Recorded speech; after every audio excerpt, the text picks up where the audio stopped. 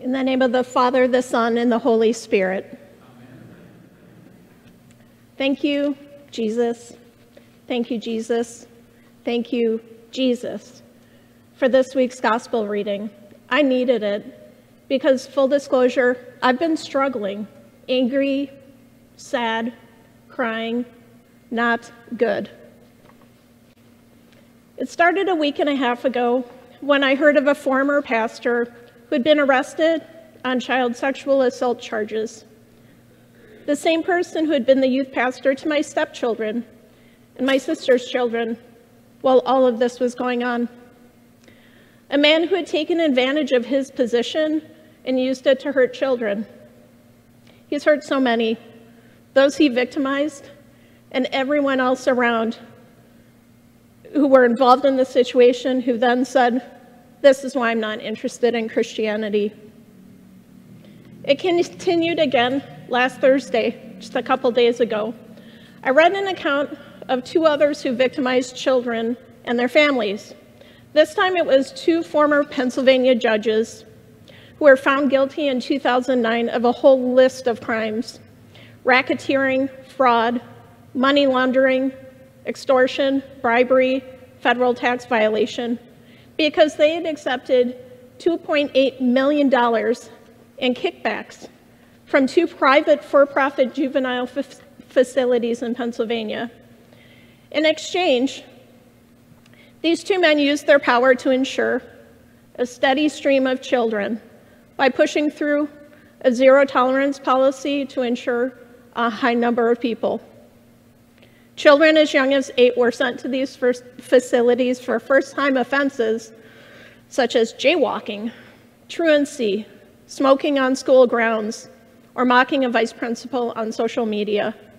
And these children could stay here until they were 21. It's pretty mad. And then I started thinking, who were these men? This wasn't a one-time lapse in judgment. It takes a lot to get a list of crimes that long. Were they always bad? I wondered that. Or did they slowly go bad? They'd been applauded for their stiff attitude against crime, but at what point did money and power mean more to them than the people that they took an oath to protect, to administer justice, and to do it impartially? These two men ruined lives. A number of these victims have already died from suicide and overdose, and many more lost their chance for a future. It was stolen from them.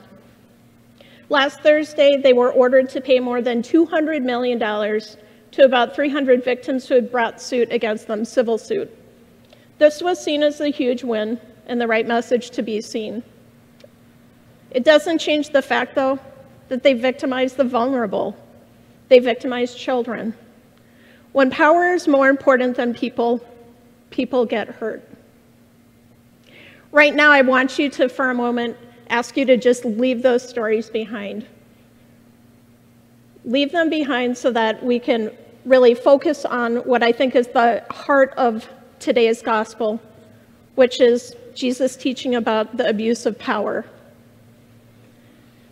We read that Jesus was teaching in one of the synagogues on the Sabbath, and a woman who had been bent over for 18 years, unable to stand up straight, was noticed by Jesus.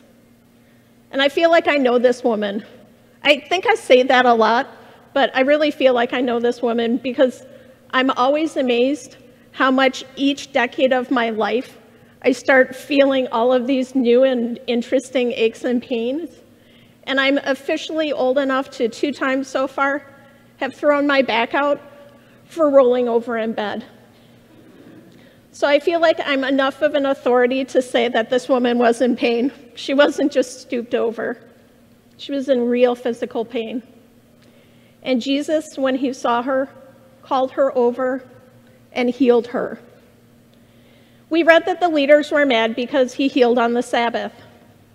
After they realized that they might not be able to control Jesus because, man, he's doing the things he shouldn't be doing again, they attempted to control the crowd by telling them to come back another day. You've got 6 days that you can get healed, but make sure you don't come for a healing on the 7th day.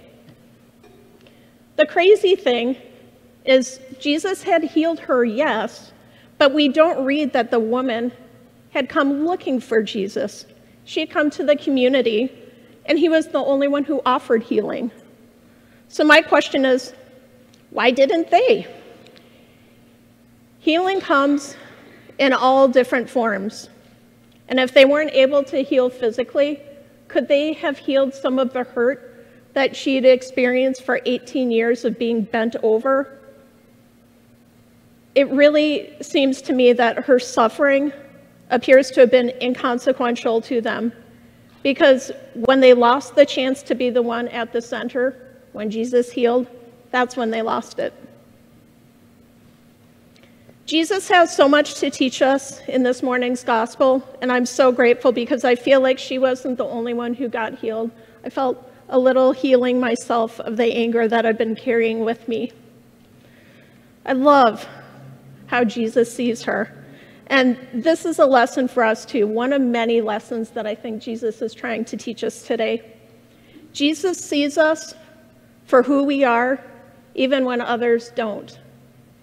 The story began with her being called a woman, and yet Jesus seems to see her for who she is and gives her a voice, calling her woman, a daughter of Abraham. It's as if he's reminding the leaders, hey, before you forget, remember, she's one of you. By healing her back, he gave her her voice back as she stood up straight and began to praise God, no longer bent over. I love how Jesus sees us for who we are and loves us enough to call us hypocrites. While I might enjoy doing this probably a little bit too much, for Jesus, it's an important part of the message that we don't ignore the things that we do ourselves while criticizing people for doing the same things that we do. If he hadn't confronted their hypocrisy, they wouldn't have had a chance to be ashamed of themselves or rejoice in what he was doing. Feeling shame for being a hypocrite is a really wonderful, healthy response. I appreciate the example in today's gospel because I believe that the way that we strive for power too often in 2022 makes power our idol. We use power and control to get our way. We make God in our own image and attempt to convince others that the image of God that we're presenting is the right one. We use the right lingo in order to hide our true selves from others. Or maybe we've done it for so long that we don't even realize it. We don't even see it. We see this example in the two judges. And if we're honest, we can see it in ourselves. Or maybe I should say I can see it in myself sometimes. I love how Jesus teaches us how to grapple with power, because it is hard for us to do it without getting burnt. When we use power negatively, and we will, it puts us on the top and everyone else, God included, on the bottom. When we use power positively, it transforms lives. It heals the hurting. And this is the lesson that is taught to us by the same man who died for us so that we would be healed. I love how he teaches us how to deal with the abuse of power by teaching us to explore our own hearts. And Jesus, I thank you so much this week for helping me to hear exactly what I needed to hear. Amen.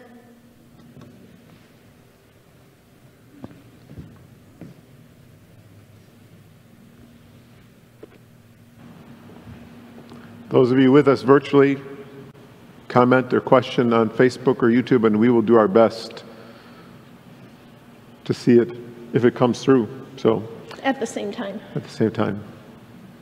Yeah, thank you, Deacon Lisa. Thank you. This is another one of those sermons where you need to sit down with a friend over coffee and talk about all the different things that come up. And I felt like the penny could have been a plant for your sermon, but it really wasn't. It totally wasn't. I did not know what was in the box. But I think a lot of the difficulty that we human beings have is that people are worth less than a penny to us.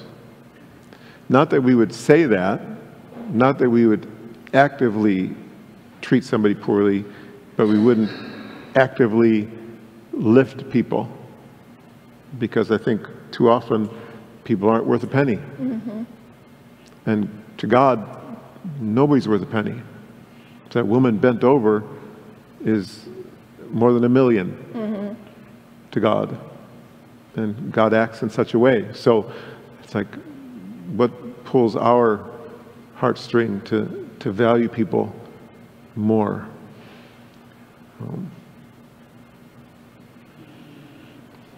Good question. And once again, I can't hear this gospel passage without thinking of a woman by the name of Carol Dresser. Some of you have been here for a long time, know that name, know that person. And she had, I think, the same or a similar condition, that she was bent over and wanted healing and prayed for healing and didn't get it, sort of. I think she was loved and adored here, which goes pretty far for healing. Mm-hmm. She was worth more than a penny to us. And I think that made a difference. So. I think that, for me, part of the challenge was, you want what you want. Even if you're this poor woman who's bent over, you want to be able to dictate what you get. I want healing from this physical pain or this physical affliction. And as I was working through this sermon, I thought of how different healing is, and how many levels of healing it takes for someone to actually say, I'm healed.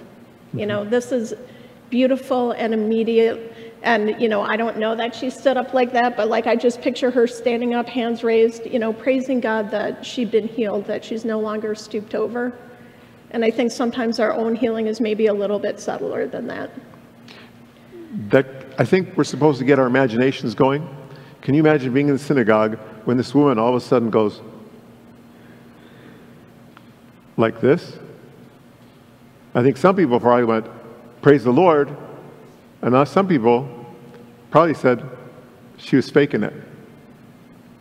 Or why her? Or why her? Yeah, our responses are interesting. Yep. What's key, I think, is God hears cries. God hears the cries of people and responds. No matter who they are, mm-hmm. where they are, what they've done. And hopefully we are more and more like that. Yeah. I see a message here from YouTube, and I'm going to say for the person who sent it, I had the same scripture in mind as I was, again, working through this sermon. He writes, I'm reminded of what the Apostle Paul said about those of us who are in position of teaching, one could say power, how they will be judged more closely than others. And isn't that the truth? It's the truth. The Apostle Paul encourages us to prefer the other. All right. Awesome. Thank you. Thank you.